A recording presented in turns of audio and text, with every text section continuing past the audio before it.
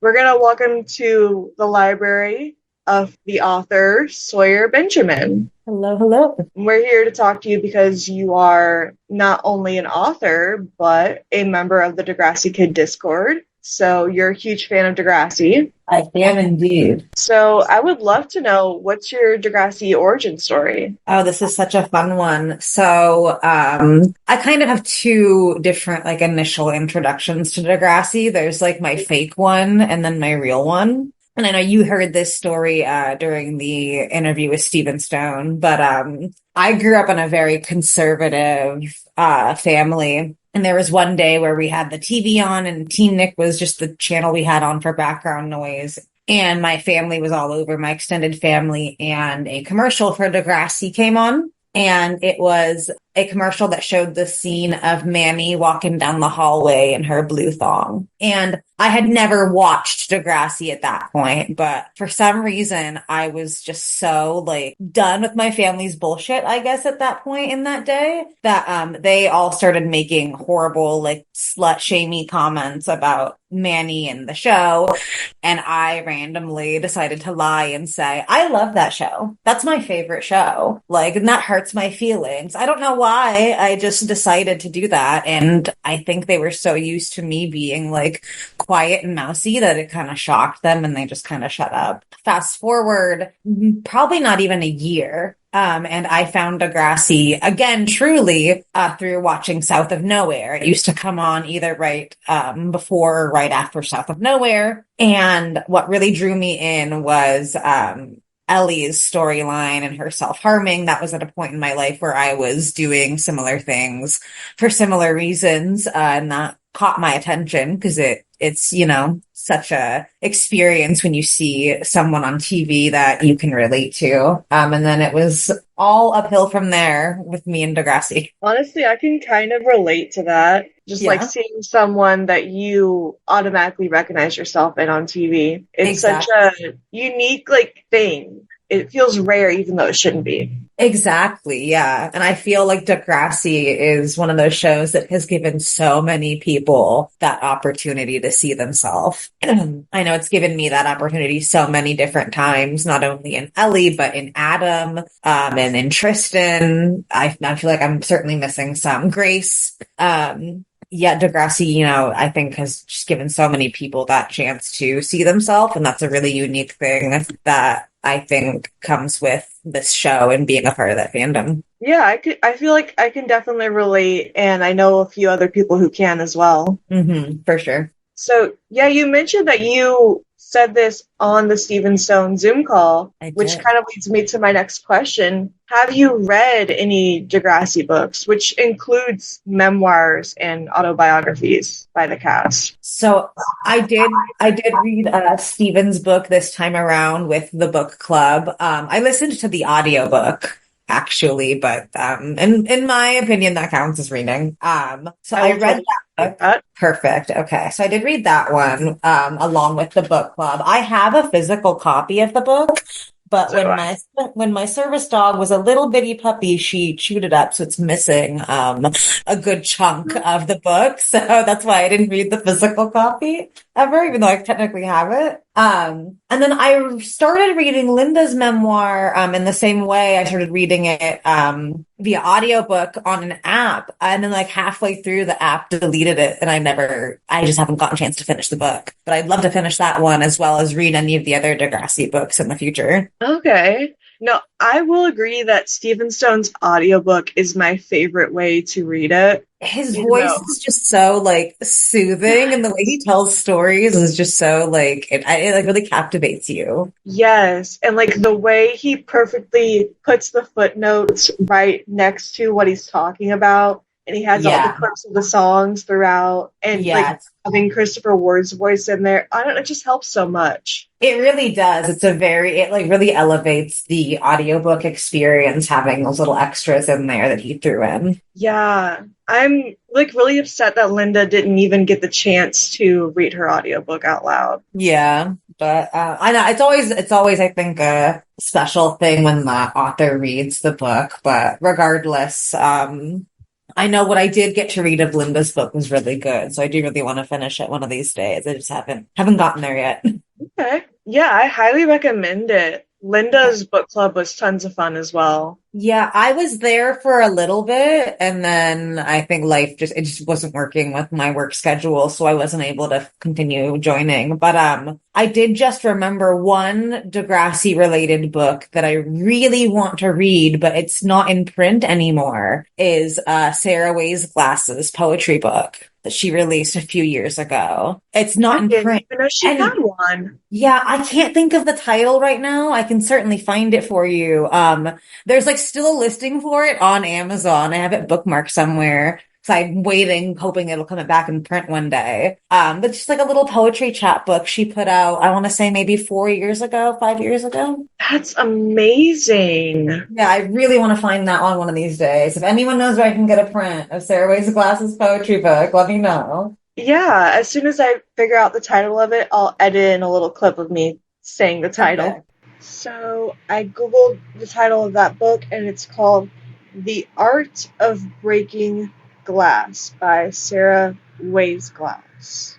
I found a listing for it on Goodreads, and it is rated at 4.29 stars with 5 reviews and 31 ratings. I added it to Want to Read and put it on my Degrassi vibes. Okay. Do you know of any other Degrassi books you'd like to read? Let's see. So I know there's like the actual official Degrassi books from some time ago that you've been on the hunt for and you've collected some of. And I don't know all of what is there, but I do think those would be interesting to read. Okay. And then I believe Jordan Todesey has put out a book or two, correct? Right? Or no, am I wrong on that one? Maybe I'm wrong on that one. Not that I know of, Okay. but if Okay. Well, she has, I'll read them because I'm right? a Yeah, huge another one to fan. add to the list. I'm trying to think. So, editing me here again to say we were wrong. It's actually Terry Todesey who has put out 2 books. She is the mother of Jordan Todesey, according to her Amazon page. And her first book is called Myth. It was released in June of 2017. Her second book, Trough, is released in June 2019. And she is Tree Toad Books on Instagram if you want to follow her. She also does all of the artwork for Jordan Todesey's album covers. According to Jordan Todesey herself, I do remember commenting with her about this when I said I loved her album art and dreamed to design album art for her one day. She responded to say that her mom does all of her album art. And then the words Tree Toad Books as an Instagram account name should have clued me in that she was an author, but I did not know that until just now when I was Googling. So thank you, Sawyer, for convincing me to Google that, because I would read anything written by Jordan Todesey. But now, when I run out of official Degrassi books, and I start reading books just that have to do with Degrassi in general, this is good enough for me to convince myself to read those just for that. As well as they just look interesting. Anyway, back to recording us. When I met Stacy Nistison at a convention a little over a year ago, I know she mentioned that she's been like very slowly working on a book for the last few years. But she had the same sort of attitude that I have when people ask about any of my future projects, or it's kind of like, maybe it'll happen. Who knows? We'll get there when we get there. That's so me, to be honest. Right, exactly. Like, life is so unpredictable. Truly, you never know what's going to happen. Can I ask you, what about Degrassi got you into writing? Because I remember you saying on Stephen Stone's Zoom call that that was what happened. Yeah, totally. So I definitely have always been a reader. I learned to read at a really young age. Words just make a lot of sense to me. So writing also came pretty naturally to me. But I don't remember necessarily which one happened first, but I know that Degrassi, while I don't think it introduced me to fan fiction, I know that my earliest memories of reading and writing fan fiction included Degrassi. And I know that that was a fandom that I took in a lot of content from and then also wrote a lot of content in. Excuse me. And I personally feel like writing fan fiction, is the thing that really strengthened my ability to write more than anything, and kind of gave me the bug and the confidence I needed to keep going with it. And I don't know that I would have, gotten to that point. Like, I don't know if I would have gotten to the point where fan fiction would have made such a big impact on my writing as a whole if the Degrassi fandom was not so full of incredible fan fiction and incredible readers who are very supportive most of the time, or at least were back when I was writing Degrassi fan fiction. Yeah, I think times are definitely different, sadly, but the Degrassi fandom has always been such a nice place for me as well. Agreed. And of course, any fandom has its sour apples or whatever. But, I feel like overall, there's a lot of creative people in this fandom. And I think that,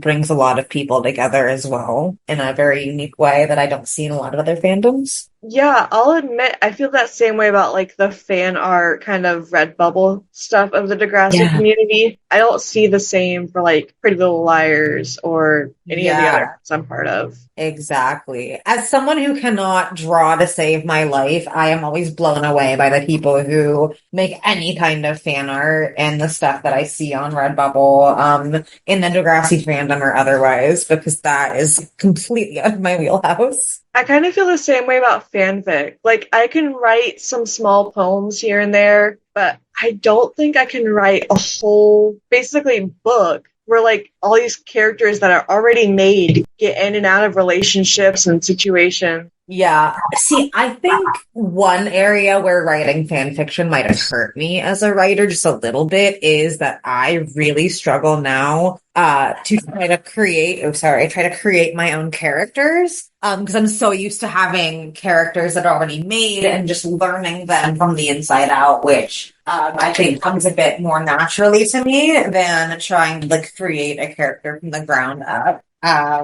I have mostly written poetry in the last several years, but I've tried really hard to start kind of digging my heels into writing like YA fiction, and I really, really have struggled coming up with characters, even like though I have so many storylines in my head. Honestly, I can kind of understand that because the fanfic I've written is actually I write Duggar fanfic. Okay. It's horrible, but that's what I've done. I don't think that as long as your hobbies are safe, sane, and consensual, I think it's fine. I know that there's a lot of stigma around fan fiction, and that's something that I'm honestly even still working through right now because I really want to return to writing fan fiction, but I have some hesitance of like whether that feels weird or not as a 30-year-old man to like jump back into fan fiction. But I think in general, even though it is something that I'm trying to work through as well, like if you're writing, no matter what it is, like that is a great skill and it's a creative skill and it's not one that everybody has or wants to put out there. And I think that fan fiction is real writing, and I don't think that it gets that kind of a rap. But at the end of the day, like it is, and it's still something to be proud of as long as you're doing it in a healthy way. See, I completely agree, and I feel like having a Degrassi obsession kind of has a similar stigma since it's been gone for like 7 years, and it's a show for teenagers, and we're both pretty much 30 years old now. Yeah, I think that people that have known me for a while and are well aware that this is something that has been a big part of my life since I was little, are like pretty used to it. But I feel like, yeah, the older I get, the more like weird looks I get when I like meet new people and mention how big of a part of my life Degrassi holds. Yeah. But that kind of goes for a lot of my other fans as well. I joined the Dan and Phil fandom like in my mid-20s, and that was a really, really interesting one to try to navigate like freshly as an adult, because there was no adults left by that time. Yeah, and like I can see where some of it comes from, where like people are like, you're shipping a couple whose actors are teens, and like they're written for teens and they're played by teens, but you grew up with them and you don't imagine them as teens anymore, or you don't imagine yourself as an adult when you're thinking about it, at least. Right. And just like anything, I think there's a way to do these things appropriately and to not do them appropriately. You know, I think that there are certain things that adults certainly should be mindful about when they are writing teenagers. And I think that there are definitely certain limitations that maybe shouldn't be crossed, you know, as far as maybe how like detailed or in depth you want to go about things that might be uncomfortable for a teenager to read written by an adult, for example. But I think that, you know, I think most things can be done appropriately with the right accommodations. And I think that there are absolutely ways to have adults and minors be in the same fandom, or even, you know, taking in the same content and still have it be done appropriately, regardless of the age of the characters involved. For sure. And, you know, most of the content that teens are consuming is made by adults. So it makes sense. Exactly. So you went from writing fanfic to writing an actual whole book. I want to know, how did your writing go from hobby online thing as a teenager to becoming a published author? Yeah, so while fan fiction was always my main, you know, writing outlet, I did also write a lot of poetry from a young age, growing up. When I was in second grade, actually, I entered a like poetry contest for children poets, and got published in an anthology with like, I think it was like 5,000 other kids that entered from the nation. So like not a small pool, but it's this giant book of poetry by kids. And I have one piece in there.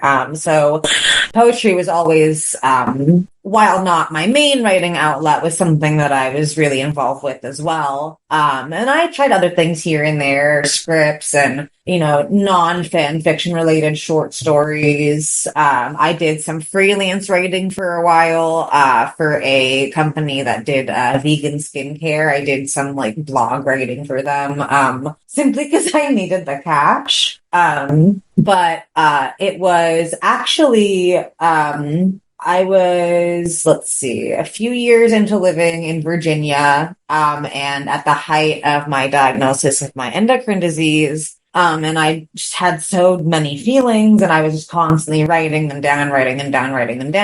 And that was a point in my life where I felt like writing fan fiction kind of subsided, and writing poetry and journaling, other more emotional forms of writing, and more personal forms sort of took precedence. And then the death of Kit Hood happened, and that, for whatever reason, just brought up a lot of different things that I felt the need to write about as well. I was, you know, I think struggling with my own health, and then having the passing of someone who meant a lot to the Degrassi community. And I started at first sort of toying with the idea of poetry that was a book of poetry that was sort of centered around like time and life and death. And then I scrapped that idea. But I still really had my heart set on like, okay, well, now I want to write a book. I got the bug. I want to write a poetry book. And then the pandemic happened, and I was also, you know, healing from a major surgery. There was a pandemic. There was really no creative outlets or anywhere that I could go outside of the house as an immunocompromised person.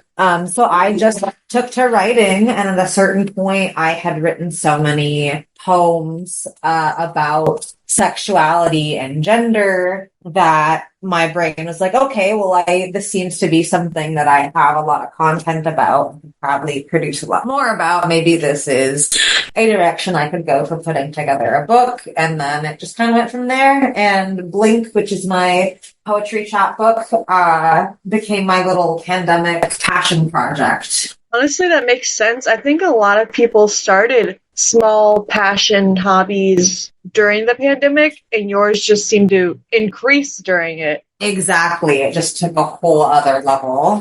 I mean, most people picked up like puzzles or working out or decluttering, but like yours is now a whole published book. Exactly. Oh, to be fair, I did also take up cross stitching during the pandemic, which is another thing I waste way too much time doing. But yeah, writing the book really became my biggest focus, and I was still working from home at the time. And so I had nothing but time in my room to spend writing, which was great when it came to putting together a book that I was proud of very quickly. However, it's been, I think, almost 3 years since I put it out, and I am still so burned out in the writing department from putting it together. So it had its ups and its downs, but overall, I did end up with a book that I'm pretty proud of for it just being something I threw together in probably the span of a year or so during the pandemic. Honestly, I don't think anything that makes you happy is a waste of time. That's true. That is a good point. Especially, like, I've always wanted to learn how to do more sewing, and cross stitching is something my grandma did that I always wanted to pick up, and I can't figure it out for the life of me. I will send you a link to the kit that I bought when I was learning. I have sent so many people that want to learn that specific kit on Amazon. It comes with an instruction booklet with pictures that really breaks it down step by step. I don't think I would have learned as easily as I did if I'd started any other way. I think I just happened to start with a really good set of directions. Yeah. And honestly, I can understand the feeling of burnout, just from making, even though you're proud of it and it came kind of naturally to you, it seems, it's still so much work to put together art and put it out there and try to promote it and get it. Yeah. And then there's so many things that go into self-publishing that you just don't think of. I remember this was obviously a minor thing in the end, but I remember it just being so funny because I'd never thought of it. But the self-publishing press that I went through at one point sent me a booklet of samples of different paper, and it was these are the different paper that your book can be printed on. There's a bright white, there's the slightly less bright white, there's off-white, and they were you need to choose your shade of paper. And I was this is a decision I just had not thought about. I don't know what fucking paper I want. Obviously, it was not a hard decision, but I just thought it was so funny. And you think of the writing and the editing, but you don't think of having to decide whether you want the title on the spine or what your blurb on the back is going to be or what color your paper is or how thick you want it to be, or there's just so many things you don't think about until you're there that make up the process. Honestly, I can get that. Yeah. Just when I'm reading, I do like a physical book of I like to feel the papers on the spine when I'm picking it up. Mm-hmm. I love the Goosebumps books because they've got that bumpy texture on the cover. I call them bumpities, and I fucking love them. So, fun fact, I was very young, so I don't have any more details than this, but at least how I remember the story is, I believe my grandmother's roommate when I was younger, she was this younger chick who lived in my grandma's house for several years. She was the first person to be translating the Goosebumps books from English to Spanish for Spanish readers. I love that. Oh, we got so off topic. I'm so sorry. But no, I absolutely love Goosebumps. I have a whole shelf of nothing but R.L. Stein books in my room. I absolutely love it. I don't think I've ever actually read the Goosebumps books. I'm a big weenie when it comes to horror, so that's not my genre. I know they're for kids, and I'd probably be fine, but it's just not where my interest typically goes. Honestly, I kind of feel the same way about a lot of horror, but Goosebumps are so perfect. And I can recommend you a few that literally aren't scary at all to me personally, but I've been reading Goosebumps since I was 7. I'm down to give it a shot. My cousin is currently writing a horror book. It's their first book, and it's going to be really, really deep horror. So I'd be interested in some very easy beginner horror to like get me warmed up before I have to read their book. Yeah, and I know a few of the Goosebumps books are banned books. Oh, okay. Yeah. Honestly, it kind of shocked me that they were, because I was like, there's nothing really scandalous in them to me. I feel like the criteria at times for what makes a banned book can be a bit strict, at least from what I've seen. Honestly, yeah, I feel the same way. Like, it seems to be kind of willy-nilly, because, like, some things I'm like, this really should be something I thought would be banned was, like, Snake's character book. I thought for sure that would be a banned book, and it turns out none of the Degrassi books have ever been banned. Really? It doesn't make any sense to me, because so many of the episodes have been. Yeah, I would have thought that some of the character books would have been for sure, from the little bit that I've heard about them. It's really interesting. Yeah, like, there's bullying, there's homophobia, there's mention of AIDS, just in Snake's book alone. I'm like, really? Right. Yeah. Huh. That's really interesting. I'm surprised, but I'm glad at the same time that they're not banned. Not only we could find them easier. Oh, they're all on the Loremore publishing website, but they're like $30 in American. Oh. Because you gotta add in the shipping and everything. True. I mean, that's, if I were to save up, I could potentially, it's not great, but it's potentially doable if I saved up. Huh, I'll have to look into that. Yeah, I mean, I have a whole link tree of, like, the links to them on Internet Archive, a lot of them, not all of them, but a decent amount of them, on the Degrassi Kid Discord and the pinned message on the library. Sweet, I'll check that out. I am such a dinosaur when it comes to using Discord, but I'll give it a shot and I'll see if I can find it. No, I'm the same way, and I can always just send you the message in a message on Discord as well, or email it to you. Perfect. I love how many little resources we're planning on sharing after this. I need every resource I can get sometimes. I like to be very thorough. Right. Oh, no, of course. I think that's great. I think that adds to your craft. Yeah, and I like to be able to save my money. Like, I'm really happy I didn't spend the $30 it would have taken to buy the last Degrassi book I read, because I didn't enjoy it at all. Oh, okay. Huh, interesting. Yeah, there was like fat phobia, racism, the R slur. I remember you saying something about that now in the Discord. Yeah, that is, and it was, I guess just to clarify, those things were present in the book, but in like not, I feel like Degrassi would usually bring up those topics, but in a way of like, we don't stand for these, but were they brought up in a different sense, like in a like pro those things sense, I guess? Well, the R slur was not brought up in a pro way. That's actually in the episode as well, because it's Griff Makes a Date. Oh, okay. Yeah, but the fat phobia was brought up in a way where like the author kept calling the character fat in different ways that I wasn't expecting. In a way that I had never seen before. And I think the main author is Eve Jennings. That is Kit Hood's mom. Because she was an author of other children's books at the time, but she's not really like affiliated with Degrassi in any other way.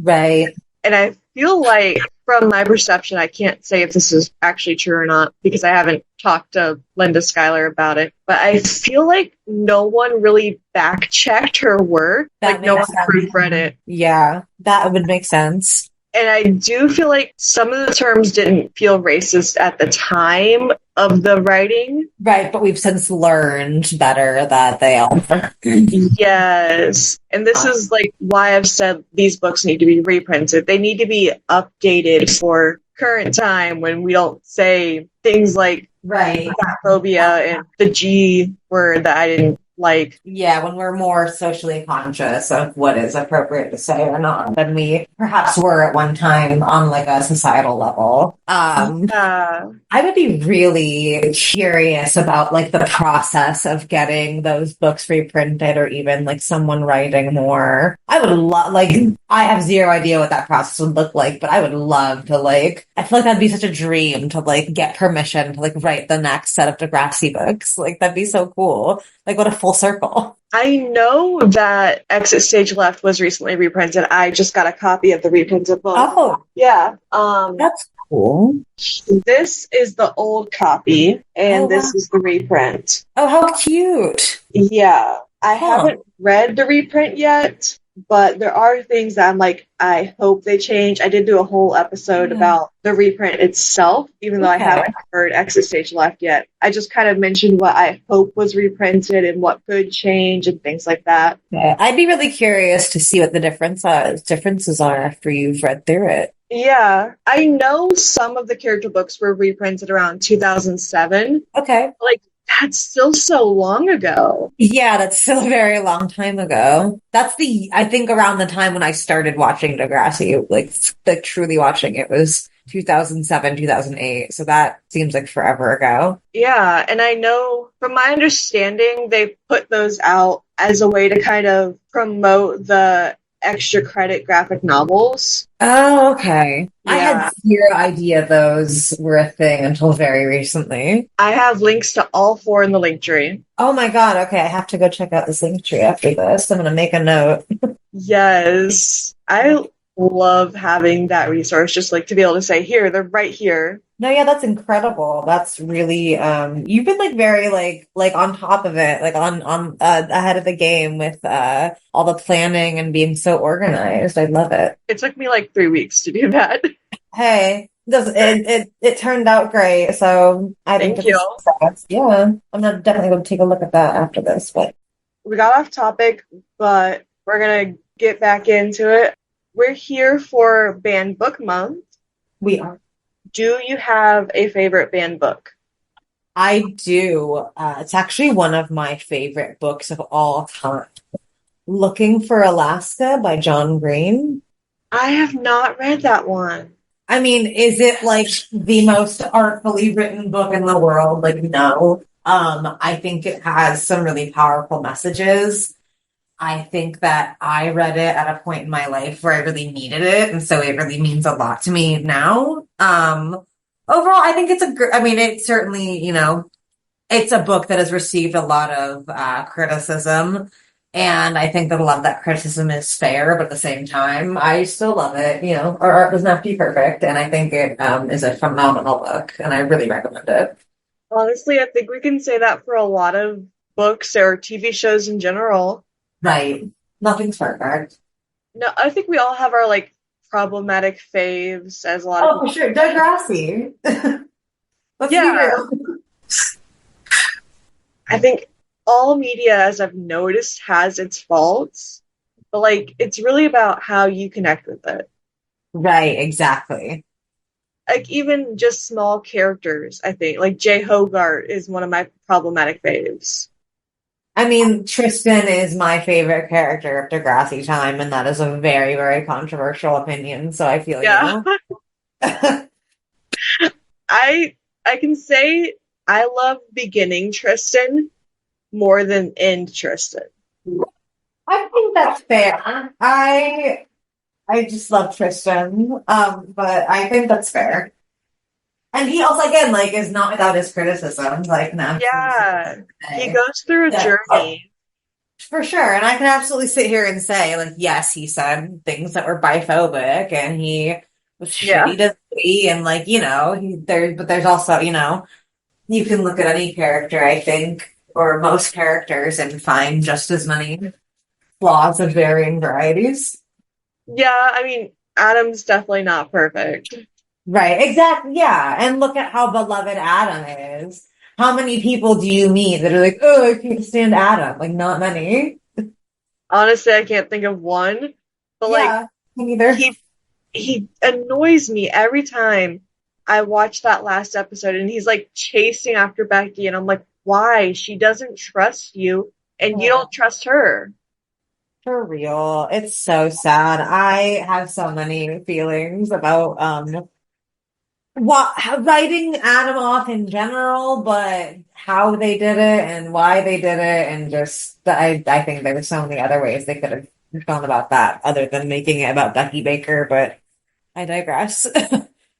I feel like a lot of the time you watch Adam and his whole character can feel like it's about Becky Baker.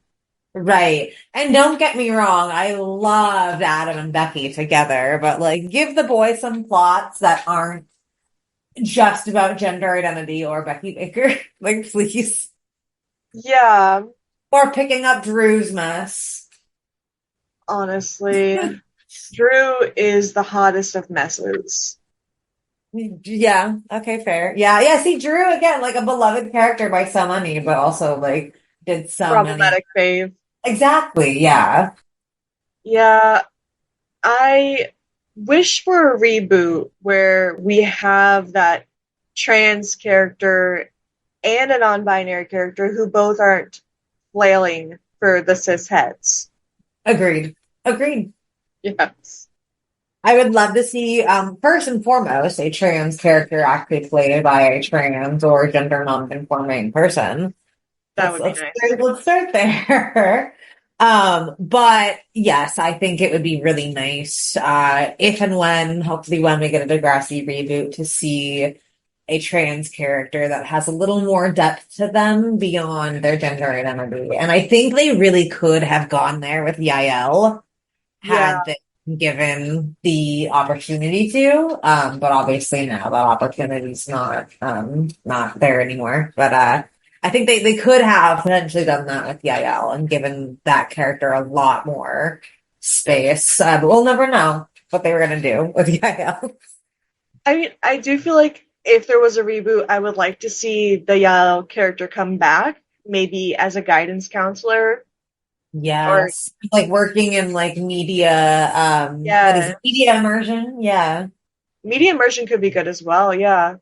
At one point, this is actually a fanfic that I never finished. But at one point I was writing a fanfic about, that group of characters. It was mostly obviously centered around trials, but that sort of era, 10 years in the future. And Tristan and Miles have both found themselves back in Toronto for various reasons. And in that universe that I created, Maya has actually just returned to Degrassi as a music teacher. And that is like a headcanon I will never get rid of for some reason. That like just makes sense in my mind that she would return back to Degrassi and be a music teacher. Honestly, that does make the most sense to me. It's kind of Right? like the same way I feel like Zoe and Rasha would get married and adopt a child that's going to Degrassi. Oh, that's cute. In my brain, that's the reboot.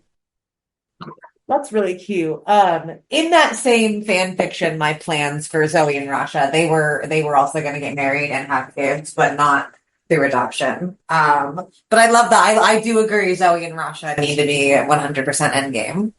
For me, adoption hasn't really started on Degrassi yet. Like, I haven't seen an adoption that we continue, like, to go watch the character to, like, find out they're getting adopted, get placed in a new home, adjust to that. It's such Right. a rare storyline. That is one storyline that I actually had never thought of that one on my own, but now that you've put it in my mind, that is a storyline I would love to see more of. Sort of related, I've also always really wanted, and I understand this would be a very hard one to pull off, but not impossible. I've always wanted to see a more in-depth storyline of a teen pregnancy in which they do keep the baby. Obviously, we had Spike, but I want to see more of like what home life is like in the Degrassi universe for a teen mom. Because obviously we get some of Jenna, but then she gave Tyson or Doug up to the new family. And that Yeah. was great. We obviously saw Mia a little bit, but I would like to see a little bit more of like from the start how they would go about that in that I feel path. like, yeah, it's different with Mia too because we didn't see Isabella as a baby. Exactly. She was like what, 5, 4 when Yeah, and then Mia was written off. yeah, tragically. But yeah, exactly. Like I want to see it from basically like how we saw Jenna. We saw her pregnancy and that was great. And I loved the storyline of their kids' adoption, don't get me wrong, but I'd love to see one as well in which they continue from there and they keep the kid and see how Degrassi would go with that.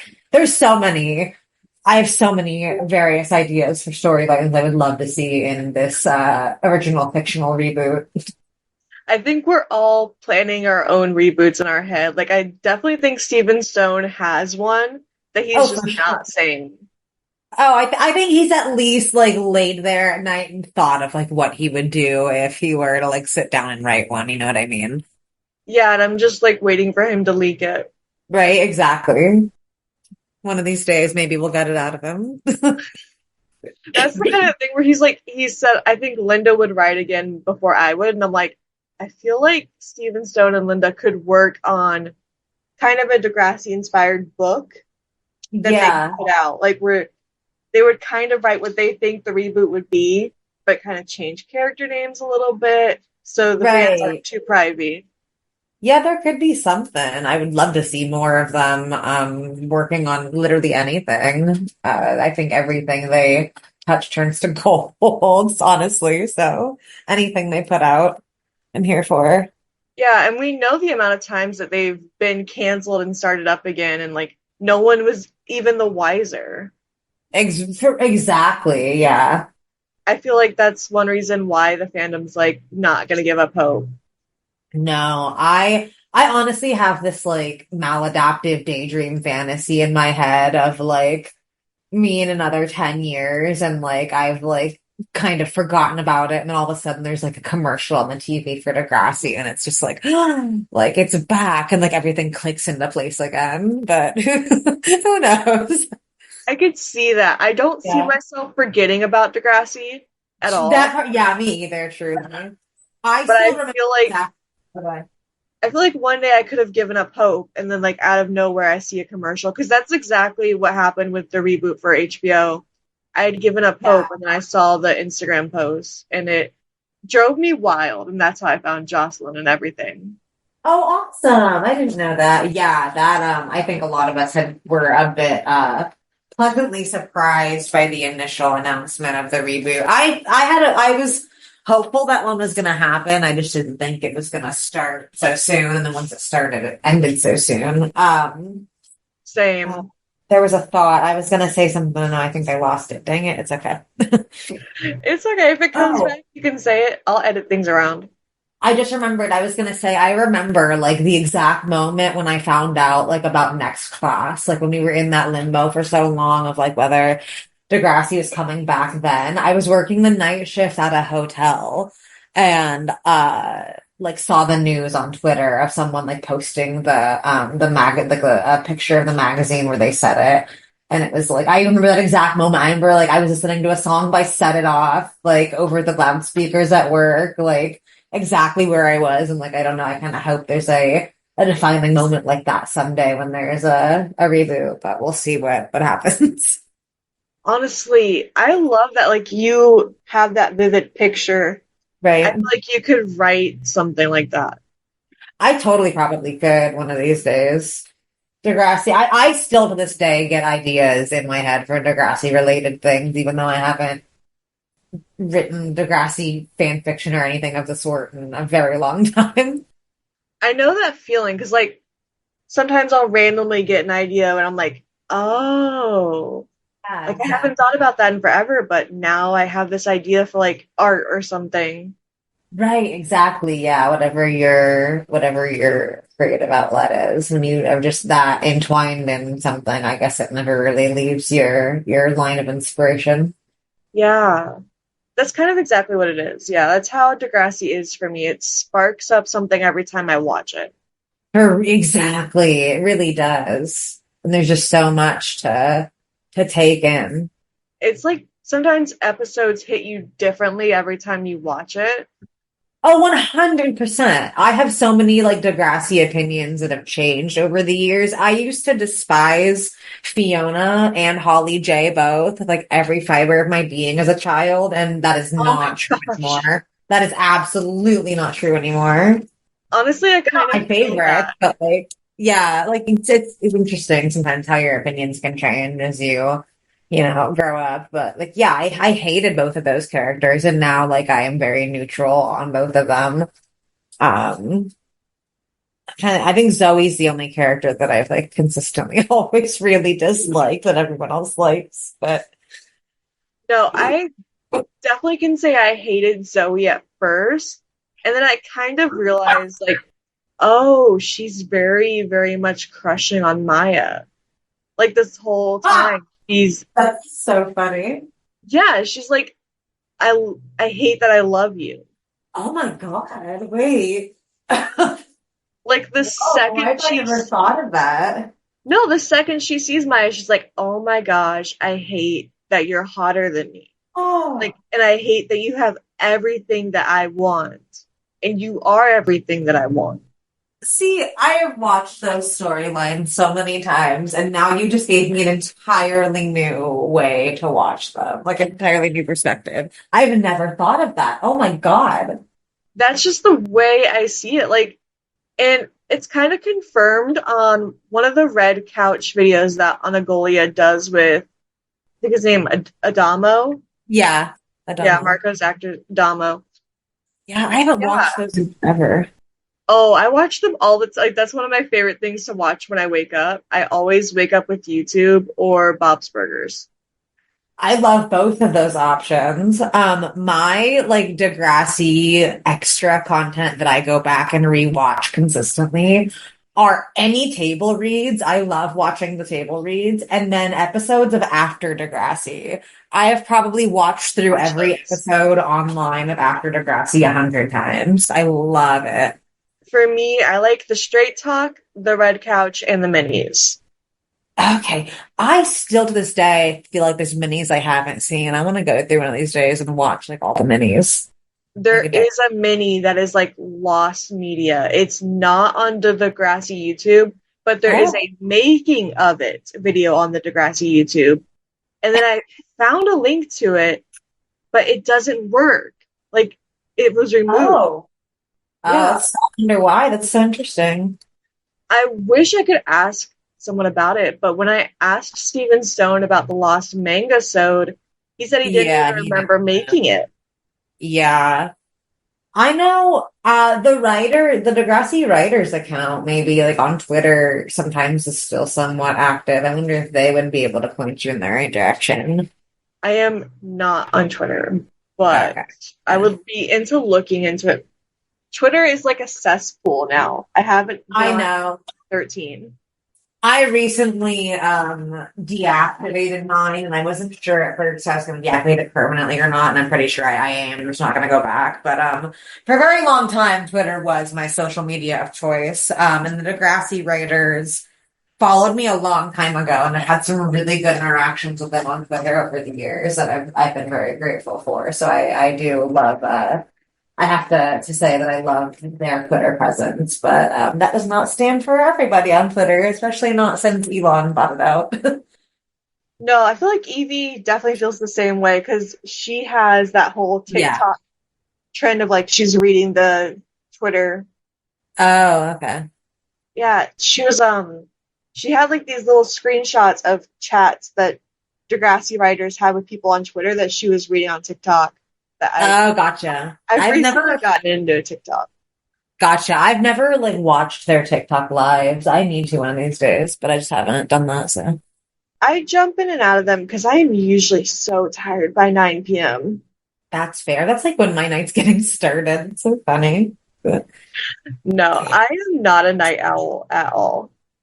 my usual work, I'm still on leave right now, but my usual work shifts for forever are like anywhere between 4 p.m. and 8 a.m. So I've gotten very used to the overnights. Usually I work like midnight to 8 a.m. somewhere around there. So I got used to the overnights, but That personally sounds like my hell right now, but I feel like if you adjusted your schedule and like yeah. I've been you doing it for do so it. many years now that it's Yeah. just my normal No, I can totally understand that. for Um, sure. we've gotten so off topic. Yeah, I was gonna. I'll edit things around at some point. Okay, perfect. But yeah, so what's our next? It was we were on a Discord call, but I can't remember how we got on the topic of banned books month. I Other don't than remember. I think Jocelyn said something about being excited for September. Yeah, I don't remember how we got on the discussion either, but I know Nick was saying a few things about like what a banned book means. And then yeah, at some point I said the comment or kind of jokingly that it'd be an honor to have my book banned, which I believe is what sparked this discussion. For me, yeah, that stuck in my head so much because I'm like, Oh. why? Why would you want that? Well, see, okay, I will say I said mostly as kind of like a joke. I obviously can think of many, many reasons why it would suck to have your book be successful and then get banned. But like that being said, honestly, like thinking of the book that I already wrote, it's about, it's all poetry, but it tells so many different stories of like sexuality and gender and my experiences with, discrimination and being raised around conservative people. And there's honestly a part of me that like really likes to piss off the conservatives and likes to piss off the people who might not like that I am making art about those topics, and who might not like in particular that maybe that my book is illustrated, because I have had a few comments that it looks like it's supposed to be a children's book, and it's not. It just is a poetry book that's illustrated and has a colorful cover. So you can make of that what you will. But I can see some sort of pride that would come in me, I think, of having my book be banned, just simply because my existence and my opinions and my story have like pissed people off enough to do so. But again, like I can also see the many reasons why you wouldn't want your book to be banned. I feel like I can understand that side of it. Conservatives have pissed me off so many times. Exactly. And it's nice to know that, like, you're in their mind. They're thinking about you. Exactly. And, like, there's obviously so many reasons why a book could be banned. And it doesn't always have to be a matter of, having conservative views necessarily. But if my book were to be banned, if in a fictional universe my poetry book were to make it like that successful and then become a banned book, it would certainly be because it's about gender and sexuality and things of that nature. Yeah, I could see that. I mean, there are so many books that are banned for reasons that I truly don't understand. Like, I don't see it the way other people do, and that's the point of view that everyone is different. Exactly. I think about like Looking for Alaska, for example, and although I don't necessarily agree with it, I can understand why that book is considered a banned book. It's heavy on the theme of suicide. There's underage smoking and drinking. There's a scene where these two kids are this one girl's teaching another couple how to give a blowjob. Like there's definitely some content in there, and I can understand why that's been challenged. But then there's so many others out there that I feel like truly that's the minority in my opinion, where like usually I see a banned book and I just don't understand the reasonings behind why it's been banned. They really can get so nitpicky with it sometimes. Yeah, that's how I feel about like certain Goosebumps books or Captain Underpants. Yes, that one surprised me. I cannot believe that it's considered a banned book. I definitely feel like it has, like when I Googled it online, it says violence and nudity, but like the guy is wearing underpants. Yeah, he doesn't even have nipples. Right. No, exactly. Yeah, all humans have nipples. I will say I have not read the Captain Underpants books in well over probably 2 decades. I loved them as a kid, but I haven't. So I know that series, I'm pretty sure has like still continued to this day. So who knows? Maybe the content of Captain Underpants got like very different than it used to be. But from what I remember, like it was just like a lighthearted, like potty humor, like the same kind of shit you'd see on Nickelodeon. Like I don't it being in book form doesn't make a big difference. No, that's exactly how I feel. Like, I read them occasionally currently because I have 2 nephews who, one of them really enjoys Captain Underpants, specifically. Okay.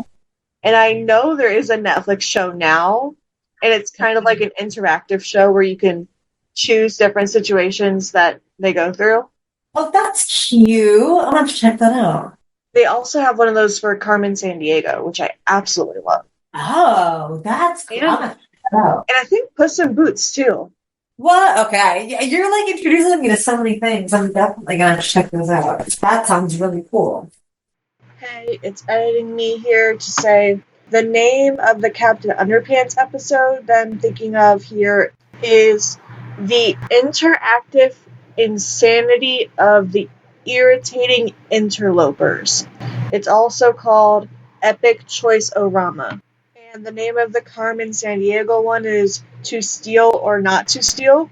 There's also a choose your own caper Carmen Sandiego book called Jetpack Attack. And lastly, the name of the interactive Puss in Boots episode is Trapped in an Epic Tale. All of the shows are on Netflix, and I got the book for $1 at my local Habitat for Humanity store. I know this is off topic, but choose your own adventure books is really what got me into reading. Specifically, the Give Yourself Goosebumps books. Anyway, back to the interview. Sorry. Yeah, I watched a lot of them when I was babysitting back in the day as well. I watch a lot. I used to be a nanny, and saying the kid that I watched, one of them, like the last family I nannied for, that kid liked like the Shrek Puss in Boots movies a lot, but that must have been before the Netflix thing, so I don't think we ever got to that. I think it came out around 2022-ish. Okay, I was wrong. It came out in 2017, and I found it in 2022. Alright, I had to Google that. It was bugging the heck out of me. I couldn't remember. Anyway, back to the interview. Oh, that was way after I finished nannying those kids, so that makes sense. Yeah, I occasionally babysit these kids across the street. I really love them too, so. Awesome. Love that. But no, there's a lot of times where I'm like, really curious. I don't understand the book ban because it'll just be the smallest thing, and I'm like some Judy Blume books that are banned. I don't understand it. Wow, I'm curious about Junie B. Jones. I wonder if those have ever been. There is a banned book that is Junie B. Jones. I'm pretty sure. I should Google that. I don't remember which exact one it is. There's so many of them because there was a few spin-offs and whatnot. I stopped reading when she went to first grade, but I would love those books as a kid. I think I stuck with her for quite a while, to be honest. That's great. Which Junie B. Jones? Okay. Oh, Junie B. Jones and the Stupid Smelly Bus. That is the first book. And I guess that is. Yeah, that's banned. When was it banned? Was first challenged at Harmony Township School in New Jersey in 1998. Oh, wow. That's a while ago. I'm shocked it was that long ago. Yeah. Extreme negative emotions such as hate are acceptable. And that's why it's banned. Really? Okay, see, when I asked that question, I had that specific book in mind, but that wasn't why I thought it could have been challenged. I thought maybe it could have been challenged because there's like a whole scene where she's like locked in a bathroom, or like locked out of a bathroom, and it like gets a little intense with like same thing like the toilet humor in a way that Captain Underpants does. Not the same, but like I would say to a similar level. So that's what I was maybe thinking. But that's interesting. See, this but Peppa Pig annoys the crap out of me, and she's so stuck up and so unbehaved. Yeah. So like everyone hates Caillou. Yes, everyone hates Caillou. I'm always hearing complaints about it. For me, it's just his voice, but like I can see why people are upset. He's like kind of a little shit, like a little bit low key. He was kind of a brat, but I mean, it's television. Exactly, and like that's some of the things like television and books don't always see the same censorship. You're totally right. I feel like in a lot of ways, books get, I guess I wouldn't say more censorship, but you're right. It's certainly different. And I feel like a lot of things raise concern in books, at least when it comes to like banned books that maybe wouldn't on TV, or maybe it's just we hear more about it. But I don't know. I grew up with family who was very, very, very strict about what I saw on TV and in books. So it all, I had a lot of my media censored as a kid. In a way that I think a lot of people didn't. And so kind of subsequently, I feel like it took me a long time to like realize what the normal boundaries around those things were for most people. No, I can understand that because I wasn't allowed to watch Wizards of Waverly Place when I was at my dad's house. Me either. Or no Harry Potter. I never was allowed to read or watch Harry Potter. No, my brother was allowed to read Harry Potter, but because I was a girl, I wasn't allowed to watch Oh, that's Play Plates. extra stupid. Yeah, it was something about like it just didn't set a good example because Alex was such a rebel. That's okay. That's extra stupid. Yeah, we weren't allowed Wizards of Waverly Place. When I got a little bit older, when I was like an older teenager, my parents relaxed on like the that kind of stuff a little bit, like the Disney and Nick stuff. They didn't want us watching like that, and That's So Raven. They relaxed like a little bit, but Harry Potter was always a big no. Judy Blume books were a big no because I think there's one book in particular where she like challenges her faith in God or something. I don't know. Oh, Are You There, God? It's Me, Margaret. Probably, yeah. That was those books were like a big no-no in my house. That book is mentioned on Degrassi in such a funny way. Yeah, Are You There, God? It's me, Jenna, right? Yes. Yeah. Okay. Is it possible you'll write again in the future? I think yes. Like I said, I'm on a real big burnout with it and have been for a while. And I think right now my creative energy is going into like other outlets a bit more naturally, but I have the desire to write. I really want to write again. And I try to at one point kind of like tentatively start working on a YA fiction novel. So if I feel like if I were to write again, that'd probably be the next like big thing I put out. But I'm working on it. We'll see what happens. But I would hope that I would continue to write because it's something that's brought me joy in the past. I would like to check it out when it's out. Yeah, if and when that book ever comes out, y'all definitely get the inside scoop. That book actually started as an idea for a Degrassi fan fiction, and I was going to write a fan fiction, and then the idea just took a whole other turn at one point, and I was like, I think this might be better as its like own separate thing as a YA novel, and it's taken a bazillion turns since the initial idea. But it did technically start as an idea for a Degrassi fanfiction. So you went back to your roots for just a little bit. For a little bit, yeah. And I feel like if and when I do ever put it out, people will probably be able to notice a lot of similarities in the two main girls and Becky Baker and Grace Cardinal. But I'm gonna change it up as much as I can. But the initial idea did come was inspired by a Grace plot, and so that's how that kind of came to be. And I did obviously want to keep some similarities in the characters and such in there, to suit my original ideas. I think Degrassi fans will appreciate the homage. Those are great characters. That's kind of what I'm hoping. And another little nod to Degrassi again, if I do ever end up putting this YA novel that I've barely started out in the future, is at least at the current moment, excuse me, at least at the current moment, one of the side characters is named Kit after Kit Hood. And he would be again like a side character in the book, but another little nod if you're paying attention to the Degrassi universe. Again, if and when that ever comes out, I'm honestly hoping that like putting it out there might motivate me and like get me past the burnout a little bit and talking about it to like continue working on it. When I say I barely started it, I truly barely started it, but I have a baseline idea for it written out. I know that the Degrassi Kid Discord, when they hear these kind of things, they will express their desire. I think that'd be very motivating. I think I need some of that. If anyone wants a YA novel that originally started as a spin-off of the Grace bucket list storyline, hit me up. Let me hear the support because I need it. Honestly, that's so cute. I've always been curious what else was on her bucket list.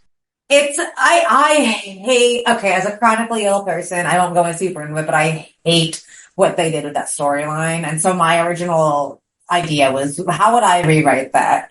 And how would I make it like gay? And take Jonah out of it because I cannot fucking stand Jonah Hawk. I'm sorry. No, I'm here for it. I am team Growy when it comes to Grace's coupling, I always wanted her with Zoe. It's a big same. I actually shipped them together like a while before Don't Look Back ever even aired. It was like one of my crack ships, and I was shook when that actually like became somewhat of a thing. But yeah, I think that storyline, in my opinion, was not good. And I had other ways that I wanted to see it go, and that was what kind of started that idea. And then eventually, my brain kind of took off with it at that time. But I haven't worked on it in quite a while.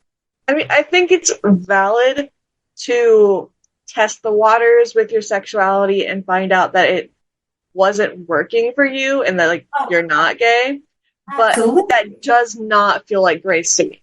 Absolutely. I was really hoping they were going to make her asexual personally if they weren't going to put her with Zoe. I think that it would have made a lot of sense to make her ace, like somewhere on the ace spectrum.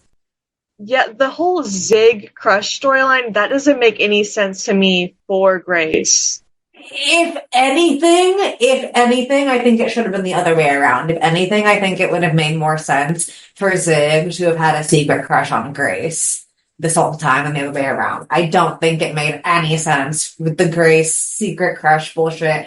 And I hated her with Jonah. I didn't think they made any sense together. That just, no.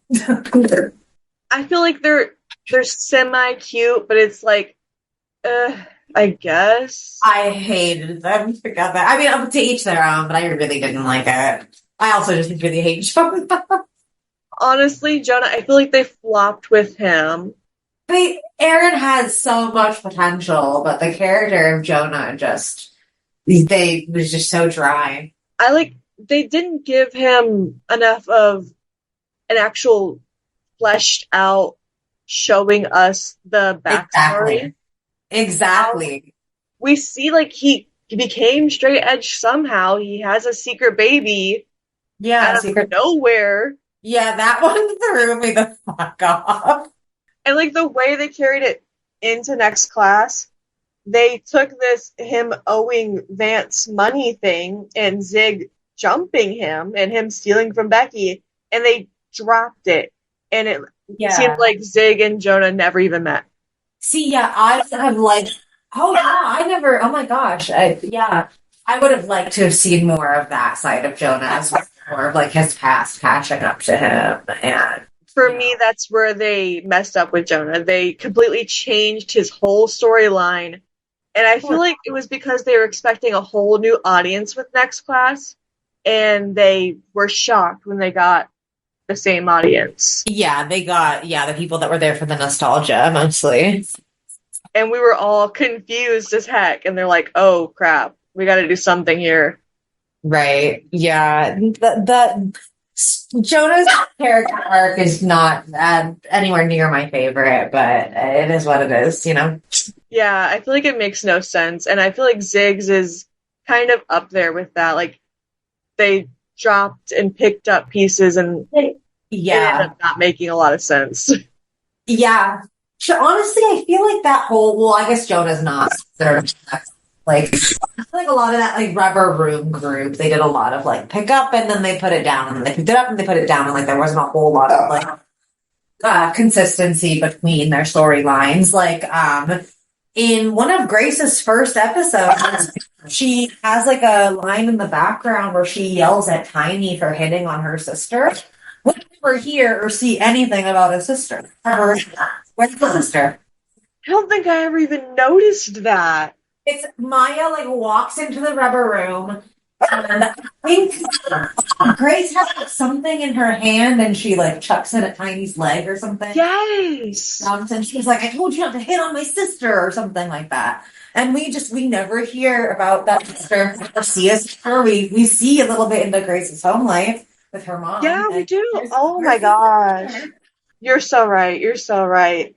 I want to see this. I'm very curious. No, I feel the same way. You said you would tell everyone on Degrassi Discord where we can find your new book if you write it, but where can people find your current book? Yeah, so Blink, you can get it online via Amazon, Barnes & Noble, or Target. I think there's also a few other like random bookstores where you can get them online. I don't know if you're in the UK, Brookstone Books is one of them, or Bookstone Books, something like that. Those are the places you can get it. Once upon a time, I did have my own online store open, and I want to do that again, but I don't currently have the space to have stuff on me. So yeah, those are the places where you can get it as of now. But if I were to ever open up, I guess just search Blink by Sawyer Benjamin and it'll probably show up somewhere. I know Taylor on Discord recently found a copy on Thrift Books. Oh my God, that's so cute. I didn't know that. Oh, I didn't know anyone from the Discord had bought it. That's so cute. Yeah, she was showing me, she's like, I know you said you like Thrift Books a lot. And I do because I love their rewards program, where if you Oh, like save up enough points, you get a free book under $6 right now. oh, that's cool. I just gotta look that up. There's a bookstore right down the street from me, like in person, that does it's like a discount bookstore and they have a program where you can like bring in books you've already read and like trade for credit and like get some of their books and respond. And I've done that a lot with like books that I won't like reread. That's really cool. I didn't even look into that. Yeah, and I know Thrift Books has a buyback program as well. Oh, cool. That's fun. Okay. Yeah, so many things I gotta look up after this. I love that. Yeah, and you can get paid through PayPal or store credits. Oh my God, that's so fun. Okay, I gotta look into this. That's all I I didn't know anyone bought it. That's so nice. Yeah, I swear I love Thrift Books, but I definitely wanted to make sure that you get some kind of Yeah. payment for the sale. Yeah.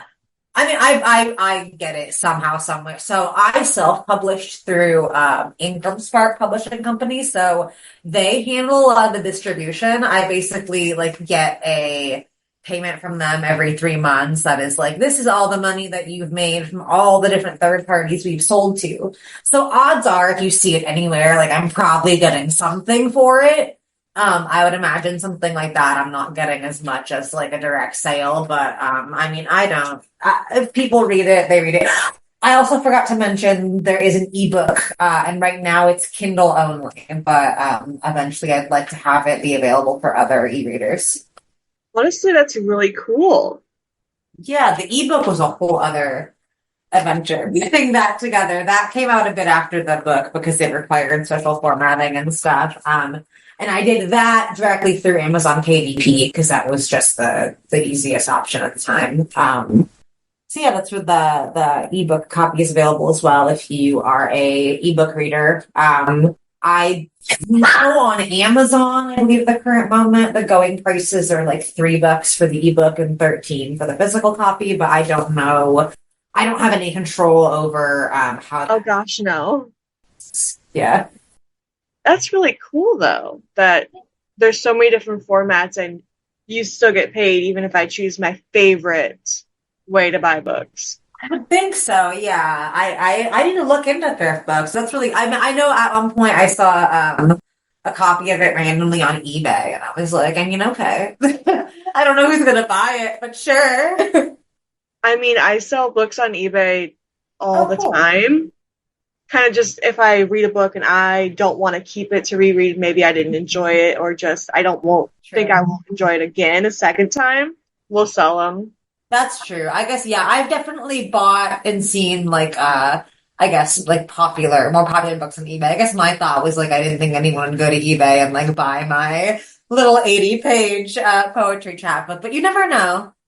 I thought it was pretty funny, honestly, when it ended up on eBay. I was like, all right, who did this? I only sold like 100 copies so far. Which one of you did this?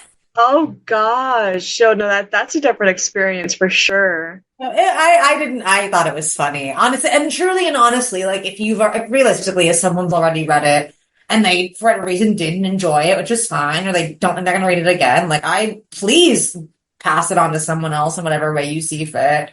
I think that's great.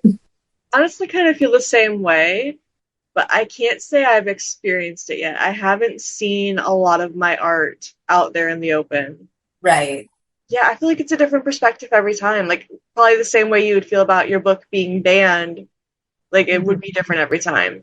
for each person. Exactly. Exactly. Yeah. There's certainly, as much as I joked about liking it being banned, again, there's, obviously going to be some downsides to that. And there's every experience in anything that you do and in any art you create is always going to be different. I mean, I feel like the Degrassi episodes that were banned, they got a lot of publicity for it. The fandom kind of went wild asking for like illegal downloads and things. Yeah. That's so, and I obviously I wasn't deep into the fandom or watching the show when those episodes were freshly airing. Obviously, I wasn't even alive for the junior high eras, but from the things that I've heard looking back on it, it's so interesting how much of an uproar certain things got then that we wouldn't even really think about censoring in that way maybe now. Yeah, I kind of feel the same way, and I feel like it'll be interesting to look back like 10 Mhm. years from now at what's being banned right now and be like, oh, gosh. Yeah, that's true. Yeah, looking back at it and seeing what, or even, and in the same way, like what's being allowed. And I remember watching Euphoria for the first time, and I could not believe they were just showing naked dicks, like just casually in the first episode. I was like, whoa, okay, that's something we can just show now. But like, Yeah, I'm fine. I just like that shit shocked me. I wasn't used to that. But then again, I know that it wasn't even 100 years ago. It was much less than that when like you couldn't even show an animated couple in bed together. And no, I kind of feel the same way. Like when I watch Yael trying on all those different binders at the store, and then I go yeah, back and watch Adam binding down his chest, and he's got like he's binding over the tank top, and I'm like, that's not how anyone would do that. But that's probably yeah, the only way they could show it at the time. exactly. Yeah, no, that's not the way to do it at all. And I believe Degrassi at one point got a lot of flack for that for scene with Adam. But yeah, that's the way they changed it up and did it more correctly for Yael was an interesting growth and I think a very necessary one. Although I think very unrealistic that you can just go to a store and get a binder. I would love that. I feel like maybe in Canada you can, Yeah, but I not where I remember live. people asking that around that time, being like, "Whoa, like, is there just binder stores in Canada? That's so cool." Another reason why I want to move to Canada. There's many times where I'm like, is this just a Canadian thing, or are they just Right. doing it for plot's sake? Right. Sadly, you can't live through Degrassi and actually buy one in a store a lot of the time. I If I've never found one in a store. So I will say, the one that I wear the most often now is the one from Target that they put out with their like Pride collection a few years ago. And I don't know if they actually sold them physically in stores anywhere, but it was like a collaboration with Tomboy. Tomboy X. Yeah. Yeah, so I have that Target binder. I won one in a giveaway. It's phenomenal. It's so comfortable. Okay, see, I heard they had compression tops, not binders. That's why I was like, I don't know the difference. It's so confusing. I mean, no, because mine's a half tank. Mine fits like a binder. And it Okay. binds. It's certainly more comfortable than my other binders. Is there anywhere people can follow slash kind of support your journey as you write? Yeah, gosh, that's my dog, Marbles. I would say the best place, I guess, would probably be my Instagram. I haven't posted any poetry on my writing Instagram or anything like that in a while, just because again I've been in a slump. But my Instagram app is just sbc.poetry. And if I were to write again, any information about that would go there. And there's also a link to buy my book, like the different places where you can buy it on there as well. That's perfect. I'll tag that in the description of the episode then. Hell yeah. Sounds good. Okay, so we will transition into trivia now. If you would like to hear Sawyer and I do Degrassi Van Book Trivia, you can head to patreon.com/Degrassi. And for my next episode, I will be interviewing an actual librarian about banned books. So, I'll see you then.